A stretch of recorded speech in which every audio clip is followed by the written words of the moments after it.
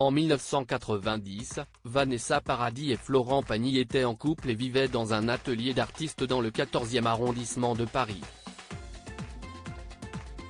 Un soir, un mythique artiste est venu dîner chez eux, et Florent Pagny n'est pas prêt d'oublier cette soirée. Avant de former un clan solide et soudé avec sa femme Azucena, et leurs 2 enfants, Inka et Aël, Florent Pagny a été en couple avec d'autres femmes par le passé, parmi lesquelles Vanessa Paradis. Alors qu'il avait 27 ans et elle 16, ils ont vécu 3 ans d'amour, une histoire logée un temps dans duplex en plein Paris. Dans cet atelier d'artistes en sous-location, au signe du 14e arrondissement parisien, il reste un an, une très belle année pour tous les deux. En effet, 1990 signe le premier album de Florent Pagny, quand la mère de Lily Rose et Jack Depp fait son 2e avec Serge Gainsbourg. Le mythique artiste passe un soir dîner chez eux, et ce souvenir l'interprète de Caruso n'est pas prêt de l'oublier. Je suis impressionné à l'idée de la voir chez moi, rapporte le chanteur dans son autobiographie Pagny par Florent, parue le 5 avril 2023 aux éditions Fayard. Il se présente avec une bouteille de champagne et sa dégaine de Serge Gainsbourg reconnaissable entre mille. Mais tout ne va pas se dérouler comme prévu.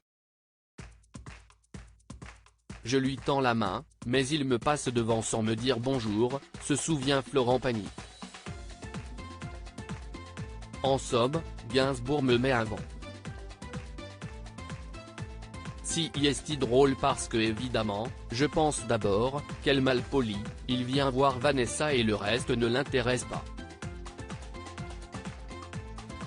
En réalité, voici encore un personnage de l'espèce des grands timides. Si Florent Pagny est alors impressionné, Serge Gainsbourg l'était tout autant, selon lui. Et comme nous ne nous étions jamais rencontrés, il attendait que Vanessa fasse les présentations. À l'ancienne quoi, écrit l'ancien coach de The Voice aujourd'hui atteint d'un cancer. Et finalement, la soirée prend une toute autre tournure. Nous nous sommes ensuite très bien entendus, il m'appelait le petit Sinojeu.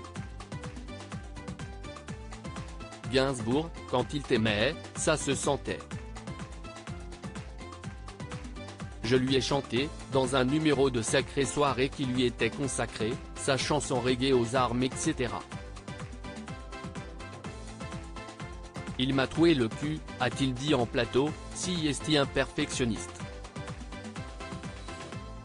Il a trouvé une mélodie sur mon talk-over, si est magnifique.